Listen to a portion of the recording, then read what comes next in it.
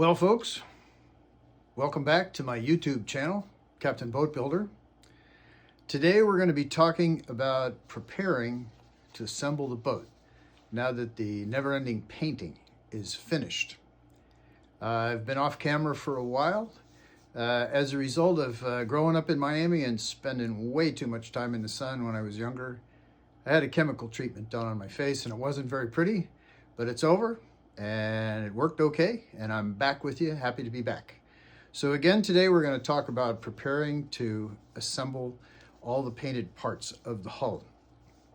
Talking a little bit about clamps, used a lot of them. We're going to talk about gluing some of the pieces together, a couple of tips that may help you. Going to talk about building the webs, putting the webs together and getting them aligned correctly, which is very important. These webs control not only the curve of the hull, but they control the angle of the top sides and the general shape of the boat. So it's important to get it right.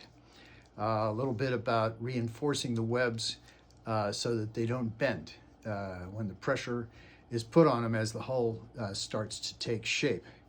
So again, my goal is to help you if you're working on this build.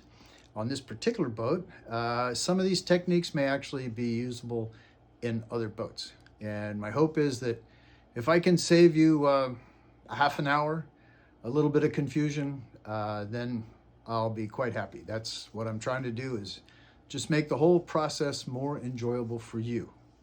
So without any delay, we're going to get started, and I hope you enjoy the little video today.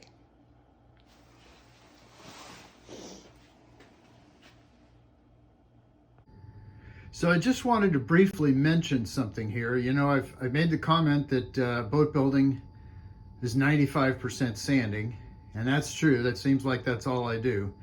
But the other thing they say a lot about boat building, especially small boats, is that you can never have too many clamps. And here are the clamps that I've used just to secure some of the reinforcing pieces to the mast bulkhead. Wanted to show you down here. These are all the clamps I've used on the aft frame connector. And over here, these are all the clamps that I've used on the, I don't really want to call it a bulkhead, but this is the back end of the centerboard case. So I just wanted to show you that you can go through clamps pretty quickly. As you can see, most of these are little spring clamps, which are very, very useful.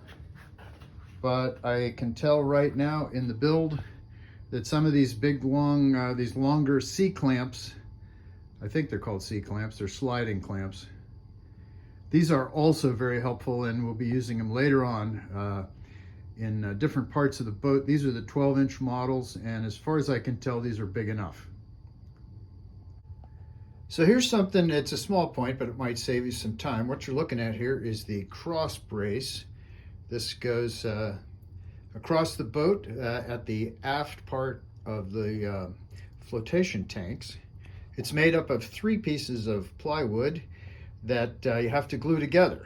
And you can see from looking at this edge right here, and also looking up here and down here, you can see that these pieces of plywood are not exactly identical. They're very close. But if you're trying to have a beautiful boat and you want to have a nice finish and you want this top edge to look like this, where everything is exactly the same, my suggestion is that when you glue these 3 pieces together, that you line up the top piece and make this as even as possible, and don't worry about the bottom. Because what I did is I got the bottom almost exactly straight, and the top piece, as you can see right here, they don't quite line up, which is going to leave me with quite a bit of sanding and filling to get this surface completely square and smooth. Also, the bottom doesn't have to be exactly square and smooth, because down here there's going to be so much filleting material in on both sides. It's going to take up all the slack and you'll get a good bond. So line up the top surface for your gluing and forget about the bottom surface. This part of the video shows you how to put the temporary spacers on the webs. And there's 3 sets of webs, A, B, and C. This, what you're looking at right now, is the manual for completing the boat. This is done by Michael Storer. And as an example, I wanted to show you here in the book, in the instructions, it shows that the bottom edges are referenced on this straight line.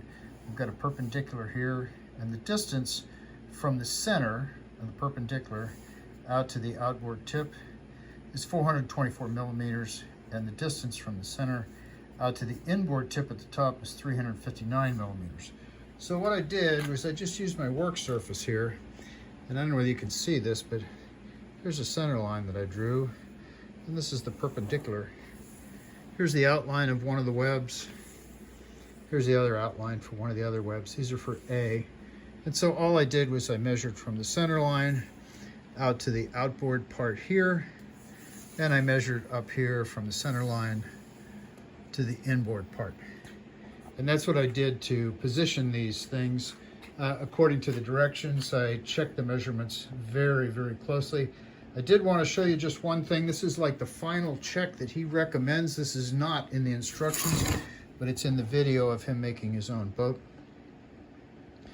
This is these are the C webs, and you'll notice here that this is all smooth. This is actually going to show. This is on the starboard side. So the final check is here, 517 millimeters, and that's from this corner straight across to this corner. And as carefully as I measured, I found out that I'm about 2 millimeters off. And I think, 2 millimeters, that's nothing. I'm just trying to make this as accurate as possible. So what I realized is that by putting an extra coat of resin here and an extra coat of resin here, I can make up that 2 millimeters. And this is all for the angle and the spacing of the hull and getting a nice smooth curve to the boat. So I measured very carefully, and this is what I wound up with. And I think if you set your work table up like this, again, with a baseline, a perpendicular, you can take all the measurements. This is A, that's for C, B is down here. It was quite easy. It took a little time, but I think you'll be able to get it straight pretty easily. Got one more small thing for you here. You can see now that we've got the spacers, the reinforcing panels, whatever you want to call them, that connect the webs. And this is so that you get the curve in the boat correct and get the webs positioned properly. I did notice that the material that's supplied is a little thin, and there was quite a bit of twist available. So I use these little pieces of wood set on a diagonal and held in place with epoxy glue. And I'm hoping that these will stiffen up these connections between the ribs, and there'll be less flexing in them. So that's something you might consider.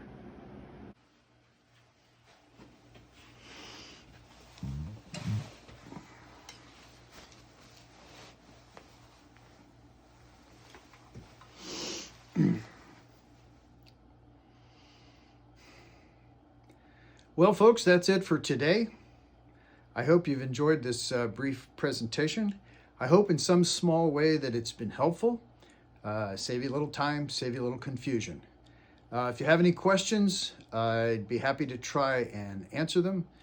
I hope you've enjoyed it, and the next video will be actually when we'll finally, if you can believe it, finally starting to put the hull together, and then it's going to look like a boat.